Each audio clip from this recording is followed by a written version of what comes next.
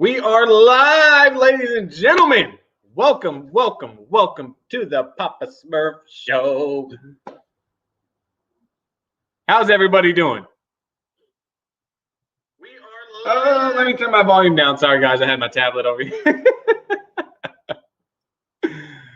Woo! Jason Davis. Let me see who's in here. Hold on. Wait a minute. Robert Knapp, Mike, L, MN Picker, Jason Davis, Keith, Barbara. Who else is in here? Corey, what's up, man? Welcome in on this beautiful Sunday, 404. How is everybody doing? Mark Susie's in the building. Big Gislinger. I can't say it without laughing. I can't. All right. What's up, everybody? How's everybody doing? Middle GA Detailing. Welcome in. Hank is in the building. What's up, Hank? How you doing? Everybody's rolling in. Woo! Feels nice to take a break from this little job I got going on in the garage. I'm excited, guys. This is going to be something great, guys. I really think this is going to be a killer live stream, guys. How's the audio quality? I can see it on my tab. It looks pretty decent. It looks a little better than last time, if I'm not mistaken. I actually cleaned the camera on the laptop, so hey, that might have worked. Nothing much, Barbara. Just hanging out. Ooh, Hank's got finals. Ooh, man, you got this, man. Coffee is your best friend.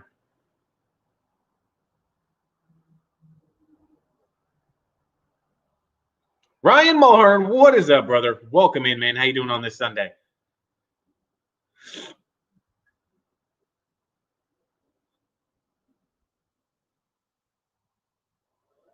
Man, I got that Puppy Dog Pal song stuck in my head because my son was watching it all morning.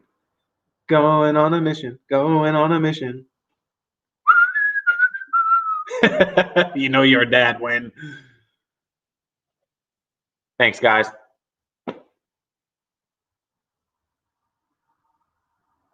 Humberto's in the house. Feel like fireworks go off in the back.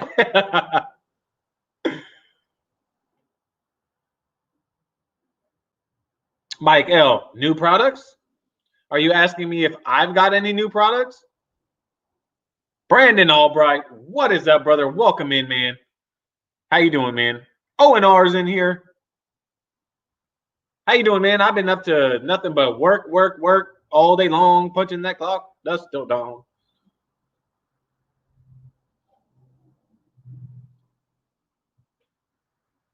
Haven't been detailing much, O&R. But I do have a detail in my garage right now that I'm doing. So take a break to come hang out with all you lovely people that take the time out of your day to support me and my channel. So nice to see so many winning products over the last few weeks. This whole detailing industry, there's going to be nothing but products on products on products on products on products. So I've always said it before. I mean, if a product works for you and it gives you results, then hey, stick to it. There is no best one product. You know what I mean? Mean B. What's up, Mean B? How you doing, man?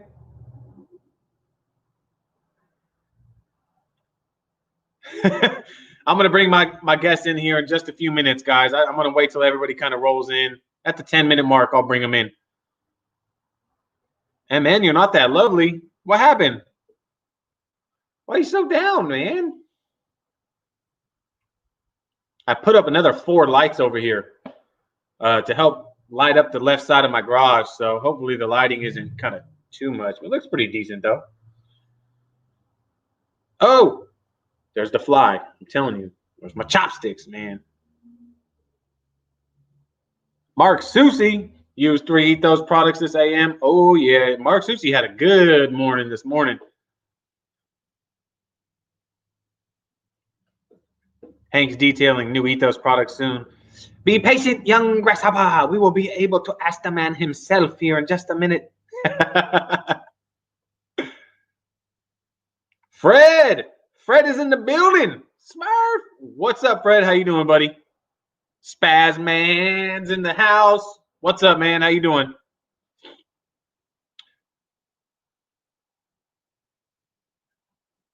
Had to use the car wash the other day. Tennessee brines the. I'm assuming you say road. They brine the road, maybe. Mean B, I saw your video pop up. I did not have time to watch it. I've got this Corvair in the garage, guys. If you guys don't know, I'm doing a full polish on it, one step pretty much. I am over delivering a little bit, guys, but the car's so nice. I want it to look good. So that's what I've been doing since 5 o'clock. Ozulu, Steve made it. I'm glad you made it, brother. I'm guessing your son was like, Dad, don't forget Papasmurf's live stream. Mean B actually made it to a live on time. I just saw a pig fly out my window.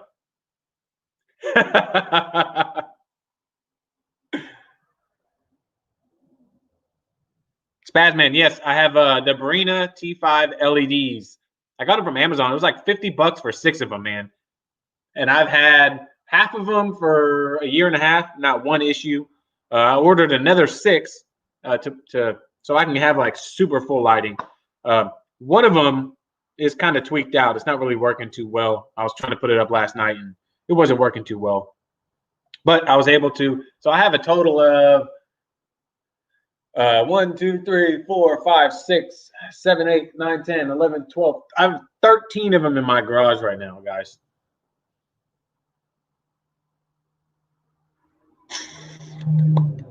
Yes, definitely. As you guys are rolling in, please smash that thumbs up for me. You guys ain't gonna want to miss this live. 4,000K. I want to say they're 5,000 because they're T5s. So I want to say they're 5,000s. But on Amazon, if you just go in and type Barina T5 LED, $50 for 6 of them, man. I'm telling you, 2 of them lit up my garage well.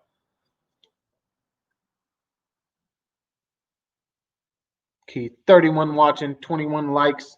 I can't see the likes, to be honest, guys. But yeah, smash that thumbs up for me if you haven't. Ooh, Ken just ordered the Barina light deal on Amazon. That's awesome, Ken. You got to fill me in. Let me know how you like it. Ryan Mulhern, I will definitely send you the link to those Barina T5 LEDs. They're awesome, man. They're super light, too. Super easy to install. It took me about 20 minutes, and I had four extras up. Just because the left side of my garage, I notice when I do my videos, for instance, the actual right side of the car, but the left side of my garage from where I'm sitting, it's always dark, and you can't really see that side. So I hung them up last night, and it made a huge difference. Huge difference. You'll see in the video I'm making on this Corvair, guys.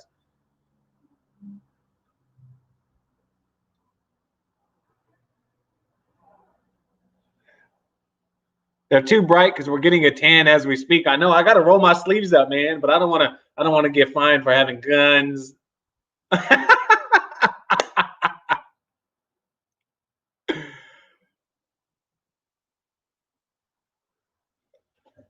1 minute and counting.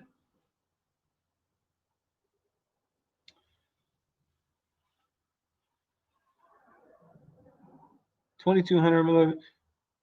Mean Bees, excited for the new Turtle Wax products. Yeah, I know. I can't wait to try them, man.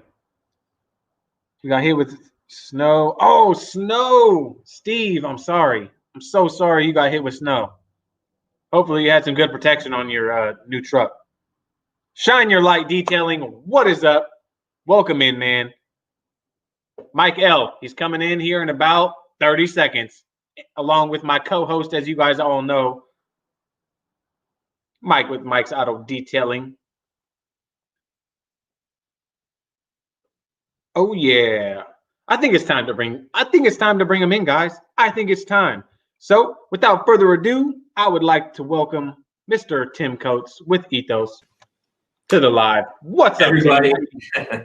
Thanks for having me, Eric. I appreciate you reaching out to me. I'm looking forward to chatting with everybody and answering some questions. And as always, appreciate your support. Yeah, no problem, man. Anytime, man. Anytime, man. I got to bring my co-host in, Mr. Mike. What's Let up? Mike with Mike Auto Detailing. Man, What's up, brother? What's up, everybody in chat? Oh man, this is gonna be good. Mike, I know you were playing around with the layouts earlier, so let's see if I can drag Tim. Oh, there we go. Nice, sir. We're continuing to learn. It's all good. Yeah, so on my tablet, it actually looks pretty decent, guys. I know our pictures are smaller, but I'd like Tim to have front stage because he's gonna be answering all the questions. Yeah. So I kind of like this layout. Let me know if you guys agree, if you guys want me to try something else, but I kind of like this layout. What do you think, Tim? Yeah, no, it works for me. Perfect. All right, everybody. 33 people. Not bad. All right. Wait a minute. What do I got over here? Mike. Oh, I just got your chat, Mike. I'm sorry. Oh my God. It's backstage. I know. All right. So everybody, welcome Tim in here, guys. You guys know with Ethos Car Care products, a upcoming company in the business making great products, guys. Fantastic products. You guys know I love them. I want to say thank you again, Tim, for coming in and chatting with us and kind of hanging out. I know there's a lot that it's harder for smaller companies to kind of get their point across when you gotta battle all these big companies, the big industries that have all this money for marketing and do all that. And it's kind of hard when you got outstanding products, man. And that's why I'm here to kind of help and support, try to get that word out for everybody because I'm a big fan of Ethos. So is a lot of people in the chats right now. So I want to start off by asking, when did Ethos pop up in your head to where I'm going to make my own detailing company, my own lineup? How did it start and where did it begin? Yeah, it's a good question. And yeah, like I said, I really appreciate your support, Eric.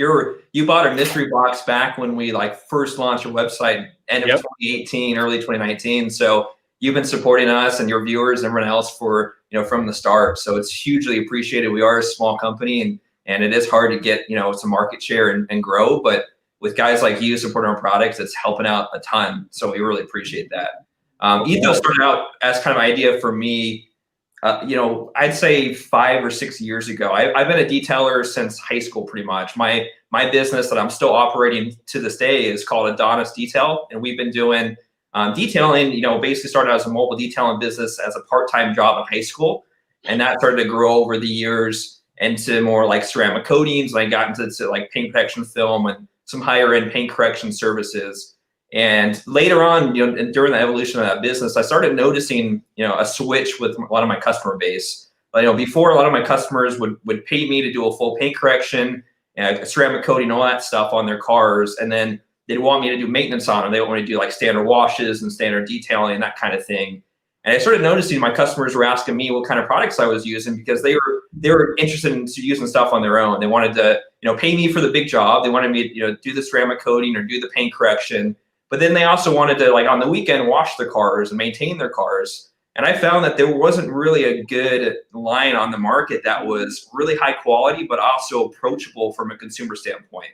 There were a lot of really good professional grade products that pros would use, but they were kind of difficult to understand. The instructions were a little complex. The labeling was hard to decipher what product did what. So I was like, there's got to be a way to bridge the two. There's got to be a way to make a product line that was really high performing, but also extremely easy to use that I could say, hey, my customer can pick this up and they could detail their car. They're not going to mess up all the work that I've done, or they're not going to screw anything up. And they could still achieve really high quality results because I cared about my reputation. I didn't want to recommend a product line to a customer and then be like, dude, this stuff sucked. Why did you say for me to use this kind of product? So just kind of started to see that evolution and started to kind of search for different chemistries on my own and for my own detailing business. There are some products I were using that I wanted a little bit more performance out of. So that kind of all, it evolved into actually starting a car care line. And our first product we launched was just a waterless wash and wax. It was something that I was like, let's give something for my customer that, really didn't know much about car care, but they wanted to maintain the cars themselves, because the other option for them would be going through like a car wash. And like I said, I don't want them to go and ruin, 2 days of work I spent paint correcting or polishing their cars. And I didn't really trust a lot of different products out there that they could interact with the ceramic coatings or any other protection that we're using. So it kind of just started as an evolution of that. And once I got into the chemistry side of things, I was like, there's a lot of room for improvement and a lot of products out there. So I'm like, let me try and figure out, test things on my own in my own detail shop and my own detail business and figure out like how we can improve, each category of product. And that evolved into our ceramic wax. So I was like, there's got to be a way to bridge a ceramic coating and like a paste wax or a liquid wax. And that kind of really, put us on the map, because it was really kind of the first ceramic wax on the market,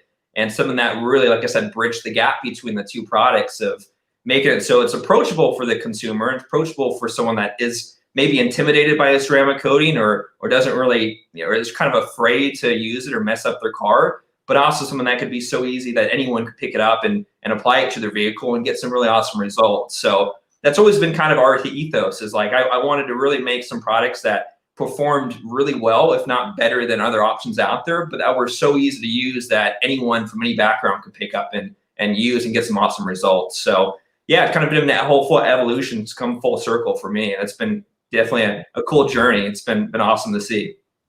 That's awesome, man. That is awesome. And I mean, you guys are putting out awesome stuff, man. And it's good that, see, the difference is you were a detailer, so you were actually one that that got to firsthand test products and use detailing products and have that say, man, how can I make this better, than other, companies out there that may just make products, just to make products, so that's awesome, man. And it's evolution. Like you said, it's constantly changing.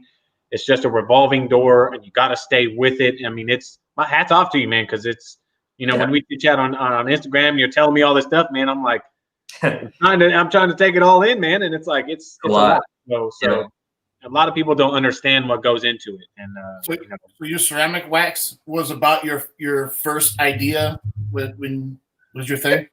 Yeah, so it was the second product that we launched, but it was the first really into that type of chemistry, into the ceramic chemistry or anything that I thought was innovative, because there was already waterless washes out when I came out with mine. But the ceramic wax, like I said, we were the first to market with the ceramic wax, even before, like now ceramic wax is kind of synonymous with dozens of different products. That was really kind of the first step into the market of like, hey, let me try to make something really innovative, something that was new, that wasn't really out there yet. So that was, definitely the first one of that kind. That's cool. So with coming right out of high school, doing mobile detailing and wanting to come up with their own product, so you're looking still teenage to early 20s. What mindset did you have, or what studies did you have to come up with an idea of such a great product like you did? Yeah, it was mostly my experience as a detailer and also having a full-time detail business to really test and tweak products. Is I was never really satisfied with, even in my detailing business, and that's what is really been a key to my success in growing the detailing business. Was I was always looking for different ways of adding value to my customers. And like Eric and I were talking in this live stream, he's like, this customer's not paying me enough to do this car, but I really want to over deliver for him. And that was one thing I've always kind of carried through my detailing business, and also now and with the product line, is that I was always looking for ways to get better results and get better results quicker. So I can do more, work on more customers. I could find ways to improve that way. So it was just kind of always an evolution of me never really being satisfied and always looking for the next best thing, or always looking for a way to improve some aspect of it. If I could get a detail done that normally took me 4 hours and my customer's happy, and if I found a way to, take 10 minutes off that detail by, removing a step that wasn't needed, or find a new product to fit in there, and I did it in 3 hours and 30 minutes, I was stoked, and I would find another way to improve the next detail to either do it better or do it quicker or both. So it's just been kind of a natural evolution of me just never really being happy and looking for ways to always improve and tweak things. And really, with the product line, the key to my success has been having that detail business to then test products on a daily basis. We're still full-time operating a detail shop, and I'm able to take, stuff from our lab and tweak them and use it on a day-to-day basis, and really see like, hey, this may be some shortcomings of the products, and this is really excelling in this way. And I could figure out how to tweak it to meet what I'm looking for. And I think that's one thing that would surprise a lot of people in the car care chemistry, the car care industry in general, is that a lot of these big companies don't do as much testing in the real world as you would think. And that's really kind of the key with a lot of these products, is that in the lab, setting, you may get certain results or may shoot for certain attributes of a product, but it may not translate into real world application, or may not translate when you're using it on a vehicle. So, having that experience, that background, coupled with the mindset of just always trying to make things a little bit better, is kind of, I think, really what's led to, us producing some awesome products, and also the growth of my detailing business over the years. From, I was just in high school, literally knocking on my neighbor's doors with a bucket of soap and a couple towels. And I had no idea what I was doing, had no, really plan of creating this business, but I was like, hey, I want to make something of myself, and I want to, produce some good work. And seeing the joy in my customers' face from a detailing aspect was really kind of what made me the most excited. And then same with the product stuff, like having really good products is awesome, but what makes me the most happy is seeing all these really cool reviews, like seeing the videos you guys put out with trying the products, and knowing that it's like, because I use the product so much myself and understand what they can perform, and seeing that they make other people happy and they can help you guys grow your businesses and help you guys achieve some awesome results is really kind of what lights me up too. And it's always been that way with, the detailing business as well. So is this the original packaging and how it started? That's Ceramic Wax Pro. That is our second iteration of the ceramic wax. Okay. So and I think that's like the fourth or fifth formula, but the second generation of the ceramic wax. Got it. Yeah. Awesome, guys. Fab wants everybody to know that the ceramic matrix is awesome. His truck is dripping wet. He beat me to it, man. He beat me to it. He sent me some videos on Instagram, and I was like, man, that thing looks awesome. I gotta fly you out here and do that to my cars, man. It looks fake. It looks fake. I told him it looks fake. I said, dude, that looks fake. It's so glossy. It looks fake.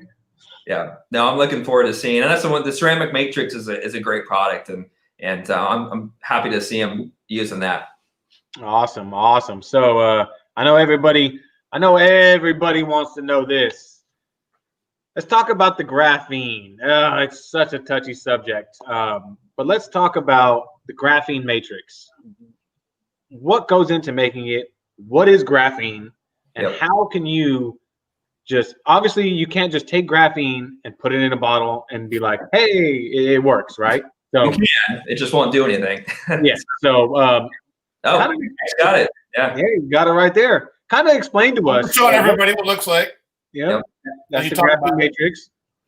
Explain how the process goes about taking graphene and formulating it and getting it into a bottle to where the application can be used.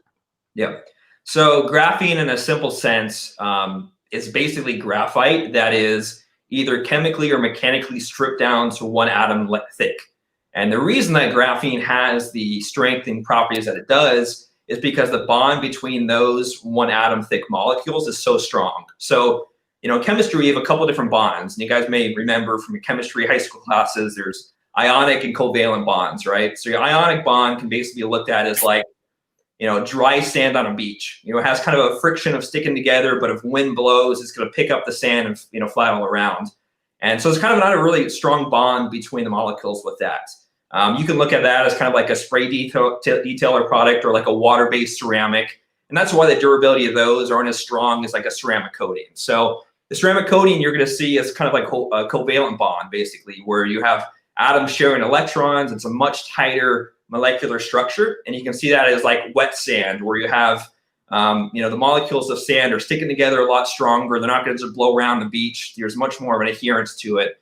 And that's where you hear things like cross-linking, where your coating's cross-linking to the clear coat. You're actually sharing electrons between the molecules. It's really making that bond stronger. And the reason why the graphene has a strength is because you could look at that as almost like a chicken wire, whereas like the strength between those molecules are so strong, if you were to try to pull them apart, it's almost impossible to do so. But that's only the case at that 1 atom thick layer. So when you're looking at graphene, which is the same as graphite, but it's been mechanically removed to that 1 atom thick layer, you can't basically just take like graphite and add it to a formula and expect it to perform like a graphene. there has to be that one atom structure that's mechanically or chemically formulated to be that thickness. So in order for that to make it into a solvency that actually produces some structural components on like your clear coat or whatever application you're doing, you can't just add it to a formulation like you were saying. If you were just add graphene powder, which was, actually mechanically reduced down to the one atom thick layer, it's chemically inert, which means that it doesn't have any interaction or anything around it. So it could be made into a product, it could be stirred into a formula, it could be added to a ceramic coating or to a, whatever product you want in the market. But, when you apply it to the surface, there's nothing on that actual graphene molecule itself that's going to stick, that's going to have any bonding or adherence to the finish. And that's where a lot of the chemistry and the complexity comes into, is how do we take a molecule that has these awesome characteristics, the strength and the other attributes to it. How do we take it to make it engineered to actually perform and be applied to a surface? And that's where we oxidize the graphene itself. So we take graphene, we reduce it through chemical process to oxidize it. And basically what that means is that we add oxygen and different hydroxy functional groups to that graphene structure itself. And it's kind of where we get a little bit little complex with it. It kind of goes over people's heads. A little chart here to show you guys kind of what I'm talking about. So with this, you can see the actual graphene lattice, and you have the hydroxy functional groups, which are these basically little fingers sticking out. So we take that graphene into reaction chamber and start structurally adding these molecules onto it that will act kind of like a Velcro. And that Velcro basically is what gives it that covalent bond to the substrate or to the surface.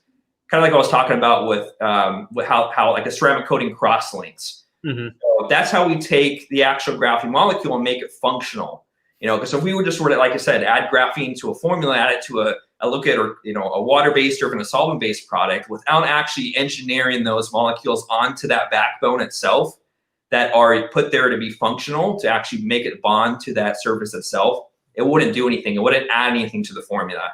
It would basically be removed along with wiping off the coating or wiping off the spray detail or whatever else you're doing. So a lot of the science goes into engineering and figuring out like what molecules are needed and how do we structure them onto the molecules themselves to actually make it functional. And that's done in a reaction chamber that's multi-million-dollar reaction chamber where the stuff's happening. It's not happening in a container stirring stuff up. It's actually done at the molecule level. And that's where a lot of the complexity comes into. And I think that's where a lot of the misinformation out there and the confusion comes to, where it's like, well, graphene is this, and your product says it's graphene, but there's not really much understood about what's designed into the molecule itself to make it functional. That was a great explanation. I understand most of it, but some of it, goes over the head. But I wanted you. I know there's been this whole controversy, about graphene and stuff. So, and I know you got a lot of knowledge about it. So I wanted you to go ahead and explain it so people can kind of understand that. And that's awesome. And that's where a lot of the confusion comes in, because it's hard to explain this in a simple sense, because it's not simple chemistry we're talking about here. I mean, this has been many, many years of development. This is complex stuff to where, I can't even explain it fully, because it's, the actual reaction chambers that the stuff that's going on in the reaction chamber is like PhD level chemistry with what's happening there. So, but it's also hard to understand for people to see, well, why can't we just add a graphene to a coating or graphene to a water base? Like some companies are not really seeing benefit. And it's hard to tangibly notice, like, well, this product is graphene, but it's maybe, how do we know it's not undergoing the same structural changes that we're doing? And how do we know that what we're doing is not different than the other guys? So it's kind of really difficult to decipher like what product is real and what product maybe not like real graphene, or real graphene in the sense that it actually is adding benefit to the product. That's what I've been really kind of trying to be cautious with some people about, is that there's nothing wrong with products out there that maybe go in the route of like adding a graphite powder or a graphene powder to a formulation. It's just the customer shouldn't expect that direction or that type of chemistry to add any benefit to the product. So if they're fine with that, I think it's something that's gonna be up to the consumer. That I think there has to be, in my opinion, a difference or a benefit to add a chemistry to a formula. You shouldn't just be adding a chemistry to a formula to get a marketing or label claim, even though that may be an easy thing to do. It's just not, it's not what I would want to do as a company. And that's why we haven't really come out with much graphene stuff yet, is because it's so difficult to formulate these graphene oxides and these graphene resins into other chemicals. It's really, really difficult. It's not something we can just, sprinkle in this powder into like a detail spray or into a tire shine. Yeah, exactly. Salt Bay. I wish we could. And, honestly, that's what some companies probably are doing and why they can launch so quickly. But like I said, then there's no benefit. It's just because the market's so crowded. If we were just to come out with a tire shine that did the same type of performance as every other tire shine out there, then what makes us different? Why even have another product in the marketplace? So that's kind of where I come from, is like the chemistry has to be unique enough, and it has to actually add some value and make the product, be beneficial to where it's different enough to be introduced into the market. Otherwise, there's enough detail sprays, there's enough ceramic sealants and ceramic detailers out there. It's like, it's got to be different. It's got to be unique and be special. So I have a question. Yep. And it's just going to be your opinion thing. So what would be the difference between a sprayable graphene and your graphene? And I'm just grabbing this one because it was closest to me. So yeah, it would be the actual molecule structure itself, what's going on like at the atomic level, at the atom level. I'm not sure exactly how they're formulating their graphene from the talk of their. Well, like another company just came out yesterday with one, and it just kind of seems like now a lot of people are just putting that word out there, graphene, and it's all coming sprayable. Yes, but I don't see graphene coming like this. I mean, I think Adams had one, but it was also comes as a sprayable also. Yep. Yeah, and that's the big thing that people should understand too is in the detailing side, chemistry-wise, making a solvent-based ceramic coating type product is exponentially harder than making a spray product, like water-based spray product. So the chemistry, like when I look at other companies releasing stuff, if they're releasing like a graphene coating, actual graphene based coating, that's respect for me, because that chemistry is difficult. That's not, I mean, it's 10 times easier to release a water-based, graphene detail spray or whatever type of chemistry detail product out there than it is to release like a solvent-based, ceramic coating or solvent-based coating. So, like I said, it all comes down to what's happening in the atomic level. Because like I said, I don't know what's in the 303 stuff. If they're just adding a graphene oxide powder to their formula, then it's like a ceramic base, for example, then the graphene itself is not really going to be doing much to it. And that would be a much easier formulation to do than it would be to actually structurally like engineer the actual graphene at atom level than actually just adding the graphene oxide powder. So, and people are seeing now like reduced graphene oxide and these other oxides being thrown around. And you can add like a reduced graphene oxide to a formula or a graphene oxide to a formula. But if you're not engineering it, not attaching it to some form of backbone itself that will then cross-link to the substrate, then it's not going to do anything, even if it is an oxide. So you can go and buy graphene oxide powder on Alibaba if you wanted to, and add it to a detail and add it to a paste wax. And like I said, it's the actual chemistry itself on the back end that really is what makes it different. So I get some graphene from Alibaba, put it in my water bottle, then I can sell it as graphene and make millions.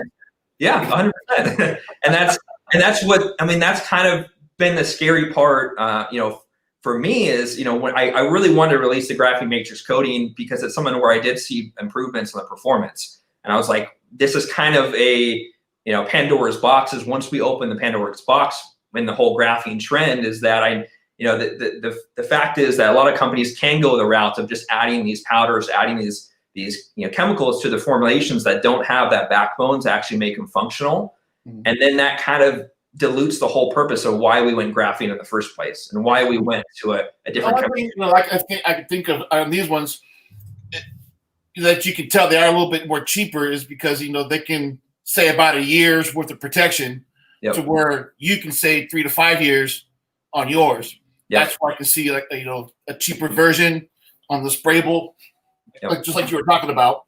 And you're talking about that, a spray-based detailer like that, you're actually talking about the ionic type of bond where it's kind of like a static cling. You're not really changing the actual chemistry of the surface. You're not sharing molecules with the surface cross-linking that in that regard, which is why like you said, you'll see a year versus 3 to 5 years with an actual coating itself. Because like I was saying, the chemistry of making a coating versus a spray type detail product, like a water-based spray, is exponentially harder, because you're changing the structure, the surface chemistry of your paints, plastics, whatever you're applying it to be that chemistry that you're applying in the coating itself. So you're not just, spraying on and wiping off a water-based thing that kind of has the static cling type effect. Is you're actually doing a covalent bond to the surface and changing the molecule structure of the surface. And that's why we recommend, when you're doing a ceramic coating or you're doing the graphene matrix coating, is that you're maintaining it with products that are like chemistry, because now you're no longer working with a clear coat. You're working with a graphene structure. You're working with a ceramic structure. You're changing the actual chemistry of the surface itself. So that's really kind of where a lot of it comes into play. And between that and other products that are coming out in the marketplace, it's always good for people just to test stuff. If you're using a product, buy into the chemistry, buy into the results, not the hype necessarily. So I think a lot of the graphene products are coming out with a lot of hype, a lot of expectations. But if they are not performing and not really, adding much benefit to the user than other products out there, then there's not really much need to have them in the marketplace. And like I said, there's a lot that goes into the backside of engineering those molecules to make those functional and make them usable in those type of formulations. Great answer. Love it. Sorry, Mike. I'm just saying, that's great answer. I love it. I hope it's not too technical, because like I said, it's really hard to explain things in a very simple sense. And I think that's where there's a lot of this confusion, is because it's not just a simple answer of saying, that product is graphene, but it's not real graphene, because it is real graphene, but it's not functional. So it's really kind of a complex thing, to where it's easy to cheat in that regard, to where you can add that stuff to a product and not really be wrong, but you're not really adding to the formulation, if that makes sense. You're just basically saying it's graphene because it has graphene in it. That's correct. It. Yeah, it's graphene because it has graphene in it, but is it a graphene coating, or are you actually changing the surface chemistry? Most likely not. And that's where it comes into the misnomer that graphene is black. And the actual graphene oxide resin that we use, like in the graphene matrix coating, is actually clear to yellowish. It's not actually black. So graphene itself, because it's so thin, we're talking 1 atom thick. Your hair is 100 atoms thick. So we're talking very, very small, very, very thin. It's virtually clear. So, a lot of these companies that are making their products really black, that's probably a good sign that it may not be an actual graphene-based chemistry that's functional, because the graphene itself is going to be more of the clear to yellowish resin. And it's easy to add like a graphene oxide or even a graphene oxide or reduced graphene oxide that's black to the formula. And people like seeing the black, and they kind of correlate that with graphene itself, which is not the case. Because even in our coating, I'll show you guys, I have here, with it settled down to the bottom, so all the black stuff that's on the bottom is actually the reduced graphene oxide. That's not the actual stuff that's functional. The functional stuff is the clear stuff. The black stuff is part of the manufacturing process. So when we're bonding all these different graphene molecules to the backbone, we have remnants that stick around, which are reduced further, which make them basically the graphene itself. But that's not what's actually sticking to your surface. And why, when people are applying the graphene coating, they're seeing black come off on their towel, or they're seeing black in the applicator, is because that black stuff's not sticking to the surface itself. It's actually the clear yellowish resin that is actually bonded to the surface that's giving it, changing the chemistry itself with the surface. So the black misnomer doesn't always correlate to being a graphene that's functional. Very, very, very good information, man. I really appreciate you taking the time to break it down like that. No problem. And what's good is this information will be available to people on YouTube as well. So it's I wanted to help get that out and get. I know that it's just this big controversy going on in the detailing world is graphene. Everybody's coming out with graphene now. It's a cutthroat. You and I talk all the time. It's a cutthroat world and it's a cutthroat community, man. And definitely is. I'm glad to help support and kind of to get your background, and you're not just some guy that decided to make a graphene coating. You know what I mean? You've got years of experience. You've been in this field for a long time. So a lot of people just think of Ethos and they don't know you know, they don't know you. They don't know you behind it. They don't know your history. They don't know your story. So this is a good way. And I was really excited to get you in here to explain that. Definitely. Yeah, and that plays a big part of it too. And, you know, I've had the experience over the years to use tons of ceramic coatings. And like, I'm not against ceramic coatings at all. In fact, you know, our ceramic matrix coating is one of my favorite products. And ceramics are here to stay. They're going to be around for a while. But there's, you know, there shouldn't be anything wrong with, you know, us looking for different chemistries out there to improve things further. And that goes back into kind of my whole thesis is always looking for ways to improve, even if it's an extra 10%. And I think that's one thing that's important for people to realize too, in terms of expectations with these products, is that they need to be also realistic, because, you know, we're working with ambient air curable resins here. We're not working with resins that can be, you know, baked into a compression chamber or baked onto a surface, or, you know, sprayed on, infrared cure, these kind of things. So, you know, there's always going to be limits to the technology of some of these products, as we can push them so far.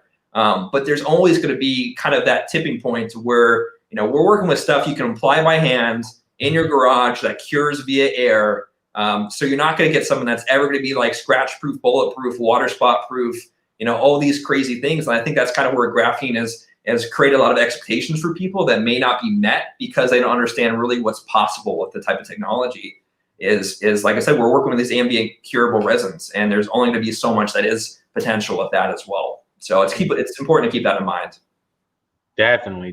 I mean, for those people that think, you know, when you get a product and you say, for instance, okay, you know, you got your graphene coating, it's up to 5 years, right? And people think they can just apply it and that's it. You get 5 years out of it, but big mistake, because, you know, proper installation, proper prep, proper maintenance is the only way to get anywhere close to the full potential of any product, including your graphene matrix coating. And I can tell you guys personally, for everybody that's watching, if you guys haven't seen my video on it, graphene matrix coating was my first coating ever that I did. And it's going on, what, 4.5 months. Yep. And it's holding up like day one since I put it on. And that car gets absolutely brutally hammered. Right. Way more. First time you sent me a picture, I'm like, oh man, it's going to be a tough one. It's bad. And if it was my personal car, I'd be washing it no more than 2 weeks in. You know what I mean? And I'm only getting to wash this thing every 6 weeks. You know, sometimes 7 weeks, and it's like, even that is going to make the difference. Yeah. In longevity. You know what I'm saying? Not saying that I'm going to say, oh, it didn't hold up, but maintenance is a really, really, really big part of not just the graphene matrix coating, but any form of protection, whether it be ceramic coating, sealant, wax, graphene. I mean, bottom line, you know what I mean?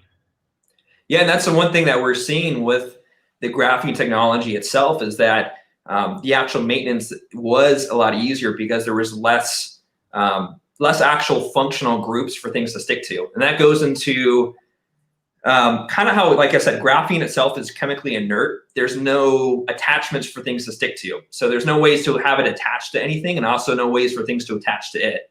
So we engineer that to have attachment points so that can attach to a surface. But also those attachment points are a lot less than some other chemistries out there, like ceramic chemistries, because everyone knows SaO2, right? Where SaO2, you have all these oxygen molecules sticking to the actual structure itself. And those oxygen molecules really give you like a really high water beating effect.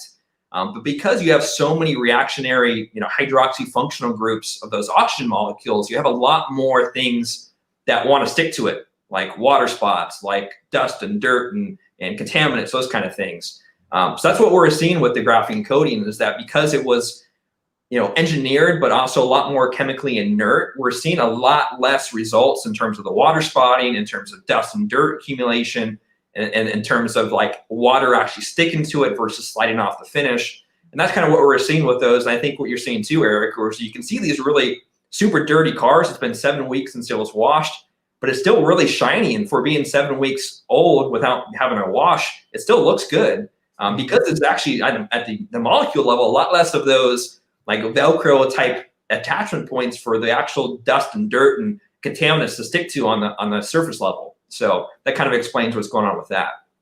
And also explains why, like, a lot of these companies are saying that graphene coatings or graphene is more water spot resistant because it reduces surface temperature, which is not accurate. Like, you can't reduce surface temperature with a graphene coating that is applied by hand. The reason why we're seeing a reduction in water spotting is because there's less reactionary molecules on the graphene structure versus a ceramic. Where even ceramic, like you apply a ceramic coating to your car, you have more reactionary molecules in that ceramic coating than your clear coat, which is why some people may apply a ceramic coating in their car and see more water spot issues than without a ceramic coating. That comes into play, and it's not because of the actual heat transfer itself. It comes into actually the chemistry level of the reaction between the water, the stuff in the water that's leaving the water spots, and the reactionary molecules on the coating itself. So that those are definitely the benefits of the graphene, right? And I've noticed it on that Corolla I put it on. I was really curious because I was really on the last update I did. I was really excited to get it out because it did rain for about 5 hours, and I know that she doesn't wash it. I'm the only one that's washed it or has been taking care of it. So I was really curious to see. Okay, it rained for about 5 hours, and then it got back to 75 degrees. So. Yeah. I didn't see one water spot issue whatsoever, any etching. And yes, that was only, a day or two. Let's see, it rained on Thursday, Friday, Saturday. So 2.5 days it sat, with water on it. And I had no issues at all. So awesome.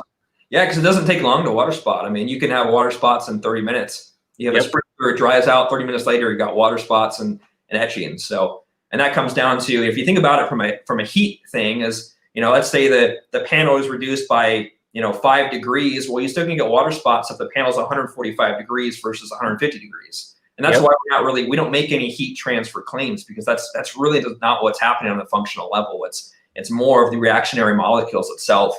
And that's what is so exciting with graphene, is that even though we're still in the very early stages of development with it, we're seeing all these cool attributes of working with it on a chemistry side of having those benefits of not being reactory and having less functional groups and be able to structure it to have those benefits. So it's been a cool thing to see. That's awesome. So don't ride dirty. He wants to know, do you know or heard if anyone has did graphene outside?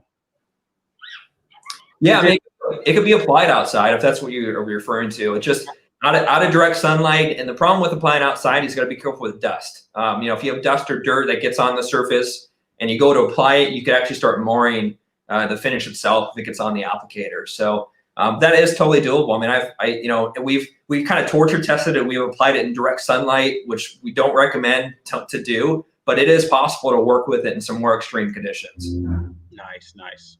All right, Functional Doc says, does graphene have any self-healing properties, like just straight clear coat, heat up, and the scratches disappear? I've seen some videos like that. I don't think the graphene has that ability, does it? Yeah, I mean, that's a good thing. Good question about self-healing properties. All the testing that we've done, the self-healing properties are of the clear coat itself. They're not the coating itself. So the graphene coating, I mean, I wouldn't say there's any functional self-healing abilities built into it. And the coatings we've experimented with that are claiming to be self-healing are not going to be any different than like a urethane-based clear coat. I mean, you could take a wire brush to a urethane-based clear coat, take a heat gun to it, and some of those scratches will self-heal. And that's kind of what's functionally going on with like a self-healing clear bra, is that you have a softer surface, like a urethane-based material that wants to stay in its original flat plane, and you add scratches to it that move the surface apart. Heat is just going to accelerate its transfer, wanting to go back to its original state. So I don't see any big like 100% self-healing technology being actually possible in an ambient air curable hand applied application, like in a spray HVLP gun with heat bake. I mean, those may be possible, but in terms of hand applied coatings, it's going to be very difficult. Awesome.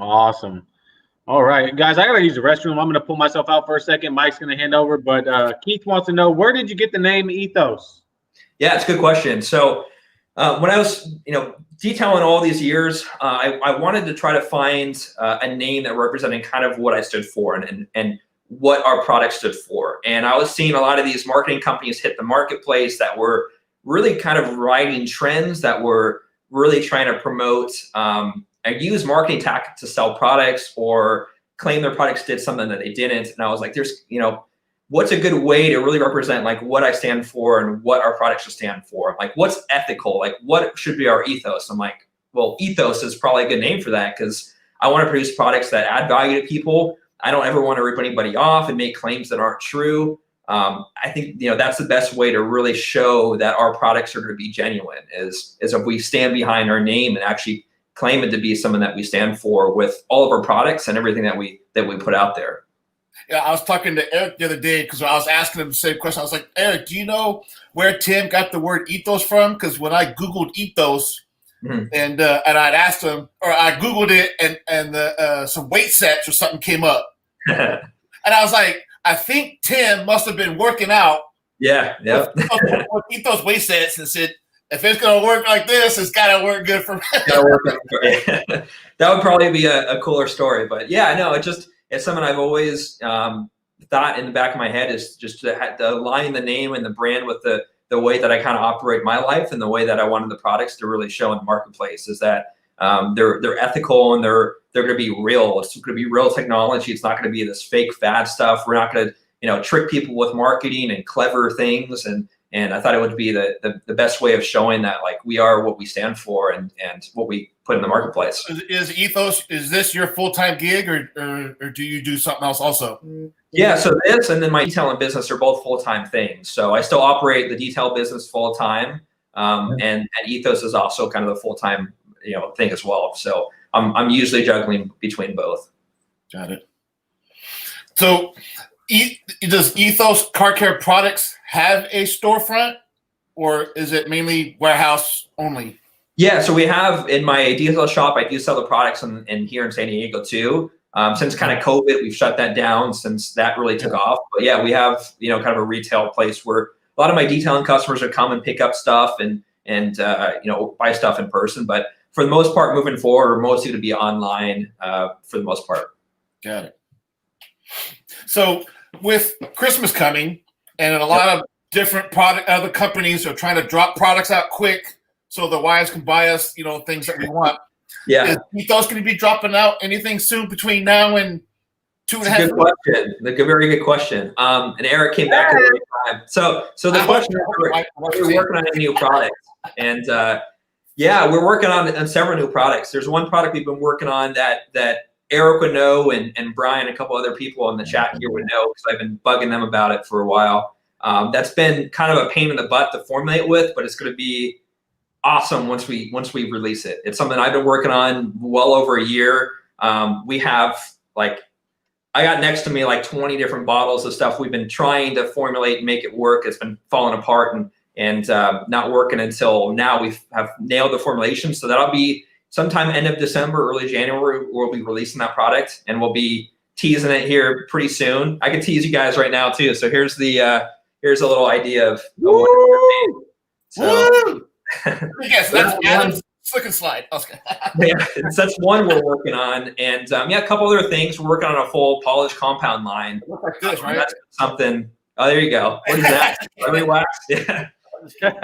So full compound polish line, but we're working with some German type abrasives that are going to be hopefully really, really unique. So it's something we've been playing around with for a while. There's a lot of the US-based chemistries that we work with, we're not really cutting and finishing down to the level we wanted. And while your guys are seeing Coach Chemi and Scholl's Concepts, and a lot of these German-based polishes really becoming mainstream is because their abrasives are very unique in how they actually function, how they work. So that'll probably be the next thing after this next product release we're working on. And we're always playing around with different stuff. We've been playing around with different graphene-based formulations and haven't really been able to find anything yet that has worked that could be economical as far as price point, but also functional, actually add some performance. So what we're working on right now is probably going to be one of the only ones where we kind of can find that balance. So that gives you guys a hint. Nice. Oh, yeah. So while you were gone, Eric, that question you have up right now was answered. Oh, was it? I'm sorry. Yeah, I was trying to hold the show down while you were gone. I know. I was trying to hurry. I couldn't stop. Some other detailers and companies, they have their own line of stuff besides products. They'll have hats, shirts, brushes. So be it. Ethos right now just has products for the vehicle. Is Ethos going to expand out a little bit and go to hats, shirts, brushes, or something something like that with Ethos name on it? Yeah, definitely. And that's been really kind of a time constraint thing, especially with COVID, is we've been working mostly on keeping up with demand and also working on new chemistries. So yeah, in the next probably 6 months, we'll come out with a lot of like merchandise and also microfibers, accessories, tools, that kind of thing. But also we wanted to, stay true to our ethos and make those also be unique. So I want to release microfibers and release different types of tools that you can't just buy everywhere else in the marketplace that are add some. These are yours, right? I think these are your microfibers. Yep. They're nice too. I like them. Oh yeah, those are good. So. All right. So Mean Bee's got a question at the bottom of the screen for you, Tim. Yep. So go ahead. Sorry. Yeah. So yeah, I mean, if it's between the ceramic or graphene, the main difference between the two, performance of the graphene, you're gonna have a little higher performance in terms of water beading, water spotting, etching from like bird droppings, etching from tree sap, those kind of things. So you got to look at like chemical durability, chemical repellency. Also a little easier application in terms of a little longer flash times. So your actual work time is a little bit longer to where you can apply it in a bigger area. You have a bigger margin of error in terms of application and wipe off. And also a little bit more slickness to the coating itself. But the downside of the graphene-based chemistry is that they're expensive. So the coating is more expensive than our ceramic coating. And the performance of the ceramic coatings would be slightly less than the graphene coating. So those are kind of the downsides and pluses between each. So from an economic standpoint, like our ceramic matrix coating is 50 milliliters and $75. You can get 2 to 3 cars with that much product. So I mean, you're looking at very low cost in terms of performance. That ceramic matrix is going to be up there in terms of the top of the ceramic coatings out there in terms of performance. So you're looking for the best bang for the buck, and you want to stay with the ceramic-based chemistry, go ceramic. If you want to try something new and kind of get the best of the best, and you're not maybe as price sensitive in terms of the cost, then graphene matrix may be a good option for you. Mm-hmm. Thank you. There you go. Yeah, the Coach Chemi polishes are really good. It's something I've been using in my detailing business. I had to actually go to a European distributor. I had to buy them and have them forwarded here to the US because I've been using those for several years in my detailing business. And Scholl's Concepts is another one we've been using.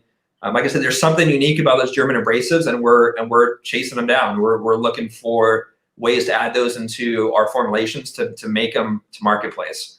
It would be cool to add those into into a good compound that's diminishing, and also maybe like a finishing polish that's diminishing as well to give you really good cut, but also really good finishing, low dust, good workability.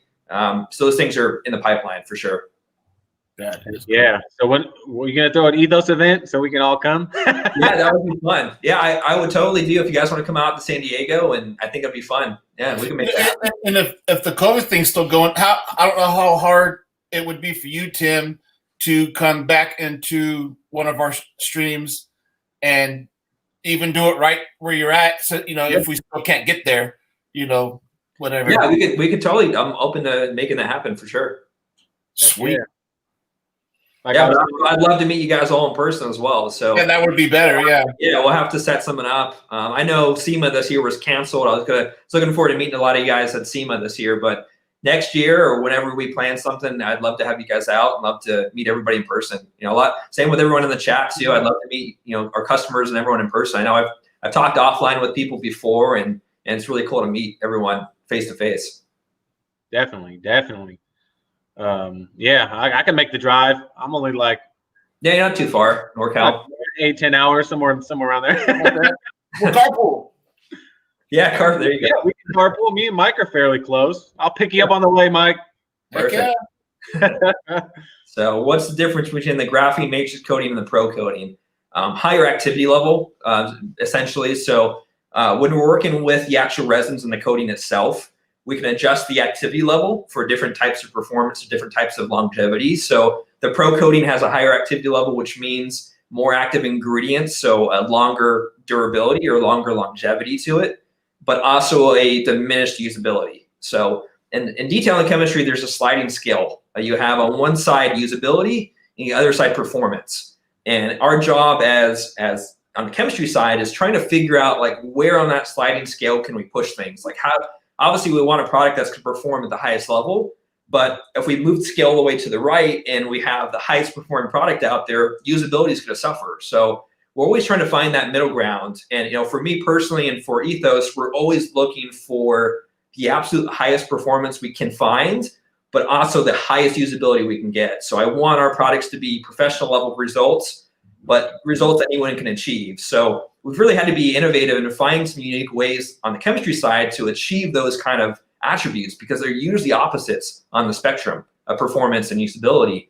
And that goes into things like with our Defy product, we have this thing called our InstaBond technology.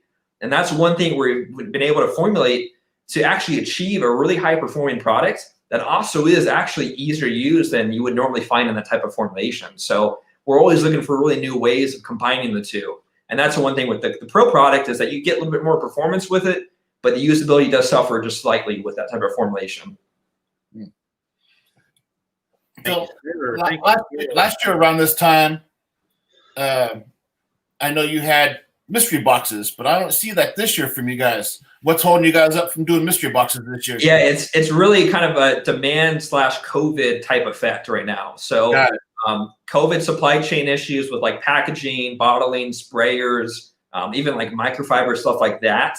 And then also just in terms of volume of sales, like we are trying to balance between, you know, staying, you know, regulation with the COVID, like with our warehouse staff, but also being able to keep up with volume. So it's kind of just a COVID type dilemma right now, but we'll be bringing those back and probably have some surprise boxes for you guys in the future, because I love the mystery box. I thought that was such a cool thing, and we'll definitely be bringing those back pretty soon. I think because one of the products that I got from you last year, you guys have not had since, because it got discontinued, and it was the leather conditioner.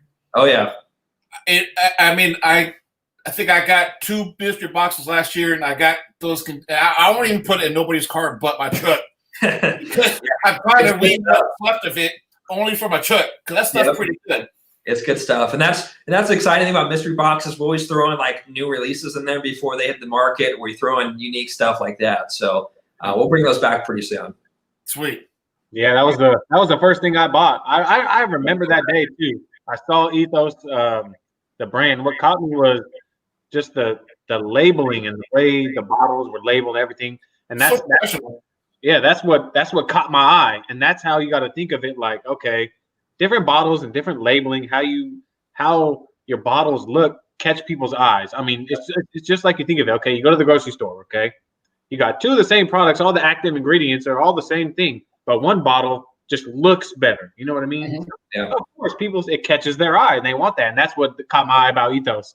And when I ordered that mystery box, it was game over. I've loved everything I tried. And I remember kind of talking with you back then. I don't think we were as close back then, but I remember telling you, like, hey, man, you got a good thing going here. And, I got a good feeling about it. And look, you guys are growing, and, I'm here to help you grow, man. Yeah, no, it's been awesome. And I remember you getting the mystery box, and I appreciate all the support you've had. And since then, and it's been one of those things that, in terms of labeling, it's got to be attractive, because our demographic is those, like, we want to reach obviously professional detailers and enthusiasts like you guys, but we also want, like, someone like my mom to be able to be comfortable picking up our product and using it. My dad be able to like pick up our ceramic wax and wax his car with it. So it's got to be attractive. It's got to be welcoming to use as well. And for Eric's sake, don't ever stop making Defy. Yeah, Defy. Don't ever stop making it. I know. Defy. So, and that's there's at least one customer for life right there. So our next series of products are to have the InstaBond technology in it, and I think they'll surprise you guys. It's exciting to come out with those, because the Defy was our first product with our newer chemistry, and that's what we're translating now because of its success into other sprayable products. So there's going to be some things in the pipeline that you can use with Defy, or on top of Defy, or in between, and it'll be really awesome results. Yeah, and it smells good too. Oh, it does smell really good. Yep. Yeah. Yeah. Oh man, my whole garage smelled. Jolly Rancher. Yeah. Yep. And one thing, make Christmas trees with those things. Oh yeah. So here's the thing about Defy. A quick little story. So Oh man, our refrigerator got broken, and we ended up having to borrow a mini fridge, and it was a Coca-Cola mini fridge. Mhm. And when I got it, I said, "Hey, it's Coca-Cola. People are anal about their mini fridges." And I said, "Don't worry about it. I'll make sure it's cleaned and everything when I give it back to you." And so when the day we got our new refrigerator and I had to give the mini fridge back, what did I reach for? Defy. And I cleaned the Coca-Cola fridge and I gave it back to him. And later that night, he's texting the wife, "Hey, what did Eric put on my fridge? Like, I need some of that." It's so slick. I mean, it's just incredibly slick. I've never felt anything so slick before in my life. And then you'll see Eric in his video, in his next video, "I'm out of Defy. What am I going to do?" Yeah, Yeah, and that's one of the things, like, you can use our detail products in other aspects, like in your home. I've had people, email us saying they use it on their piano, in their shower. I mean, we use cosmetic ingredients. So the ingredients, the raw ingredients we use are from the cosmetic industry. So, I mean, you could use stuff in your home throughout and not really have any adverse effects with it. Hey, Fab. Kind of like this? Yeah, one of the limited editions. You're gonna make him jealous. I know. I rub back in Fab's face all the time. Yeah. I got to thank Fab for this though. This was from Fab.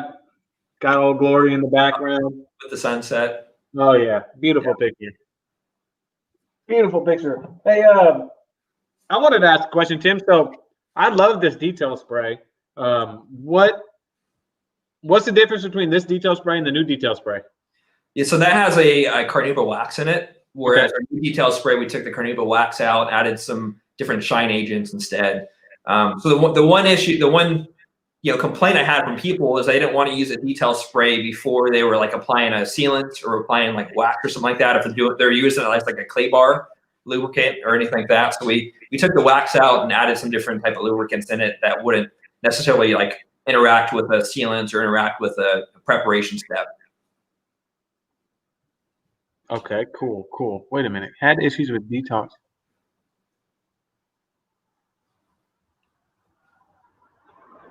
Keith, I want to address this because are you asking, you had a detox clay bar lube removal? Now use old school turtle wax Ethos paper lube. I don't know. Are you using detox as a clay lube? Because if so, that is not what it's intended for. No. Yeah. Detox. Or if you're using detox as like a clay lube, or if you're using a clay lube prior to using detox and want the detox to remove the clay lube, it just depends on what clay lube you're using as well to remove. Like the detox is only so strong. It's not really designed to break down like polymers or any type of like stronger protection. So it just depends on what type of clay lube you're using too. Sorry guys, I'm trying to respond to people's comments on the side as well. I'm trying to put questions up because I'm trying to multitask, guys. Yeah, but ask away. I'm happy to answer any type of question. You said you've been at this for 5 or 6 years and you're not 30 yet. Do you work with someone as a chemist to help produce things along? Yeah, so we have a team of chemists we work with that actually on the chemistry side we formulate with, and they help us design all the different type of chemistries that are in the products itself. Is that in-house or no? Yeah, it's in-house. So they're a private lab we work with that we have. Okay. All right. Mean Bee's got a question for you, Tim. That's a good question, actually. Yeah, in terms of maintenance, yeah, definitely can go longer than ceramic coatings, but it's going to be a case-by-case situation. So I can't say it's going to be twice as long or half as long. It really depends on how the car is being used, what type of maintenance you're doing, and like how long between intervals. But generally, because graphene has a less tendency to attract contamination, you can go longer between maintenance intervals with it. Awesome. Yeah, if anybody in the comments has a YouTube channel, feel free, put your YouTube channel in the comments, guys. I want to That's why support you go to Ethos and subscribe to their channel too, because they put out a lot of their tutorials of their products and how to use them. So if you have an issue with what you're doing wrong, Ethos, the YouTube channel, they do. Tim, I've seen Tim go hands-on with his products. So he explains everything real well, what to do, what not to do. If you do it wrong, this is what you're going to see. If you do it right, this is what you're going to see. So there's a lot of information on his channel. So if you're not subscribed to Tim's channel yet, in the description below, his links to his channels there. Make sure after the stream you go to his channel and subscribe to their channel. I appreciate that. Yeah, I would appreciate your support, guys. And we do have a lot of tutorials on there. And always looking for suggestions if you guys want to see a specific type of video. I'm always looking for suggestions to make them because that definitely comes into play when using a lot of products. Is that the actual user experience in terms of like how it's being applied. Usually you can troubleshoot if you're having a bad result with something. You can troubleshoot and fix what's going on with the application, what's going on actually with the use of the product itself. Nice. So if anybody has any questions, y'all drop them for Mr. Barbara wants to discuss your APC. She currently don't have one. Barbara, she details her own vehicles, and awesome. She's always with us every weekend. She supports a lot of us. Nice to have you, Barbara. Great woman. So you have something great for her. Yeah, in terms of APCs, we had one in the past, and the reason we don't have it currently on the site has to do with COVID as well. It's a packaging constraint. We are looking to re-release that here very soon, and it's a really good APC. It's something that you can use for interior, exteriors, like engine bays, exhaust tips, those kind of things. So definitely stay tuned here in the near future. We'll have those new products on the site. Got it. Good to know. Good to know. So Tim, I've got a question for you. Yes. What is your favorite Ethos product to use? It's tough because I have a lot of them. I can tell you what's personally on my car right now is the one we will be releasing end of this month. We've been tinkering with and playing around with for a while. Before that, I had ceramic wax on there, which is another one of my favorite products. And the graphene coatings are another one of my favorite products too. It's something we use often in the shop. And we're basically doing 1 to 2 graphene coating installs a day in my detail facility. So whether it's the consumer level or professional level coating, we're doing those on a daily basis. So and then interior detailer is another good one. I'm a big fan of the usability with it, just in terms of, I'm not a big fan of like shiny or slick or greasy, and I like my interiors always staying spotless. So I just keep it in my glove box and spray it, wipe it down. It's like adds a light new finish, super satin sheen to it, a nice scent, and refreshes it really quickly. So those are probably ceramic shampoo too. I like ceramic shampoo a lot, and wheel cleaner is another one. All of them. So here's one thing about the wheel cleaner that I liked, that I kind of took by surprise at first. Mm-hmm. But I tried it for the first time a couple weeks ago, and at first I liked the McGuire's Detailer, the tire cleaner. I liked it because when I sprayed back there on the calipers, them calipers came clean. Yep. So I tried your wheel cleaner, and I was like, well, I'm going to see what it does. I was surprised how well it cleaned more than just the actual tire and the rim itself. I mean, if you spray something back there on the caliper or back on, or whatever you had, it got freaking clean. And it was so easy to clean that I didn't have to scrub hard. I took my wheel woolly, cleaned up, it foamed up, it did its thing, hosed it off.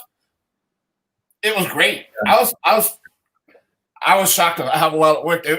To me, I actually got 2 bottles of it now. I have one sitting here and one here. Awesome. I like it. Yeah, it's a really good product. It's one of the products where we could really increase the activity level of it and not really affect usability. So it has a lot of active ingredients in it, so it's strong enough to break down brake dust and grime and dust and dirt. Yep, there it is. Everybody.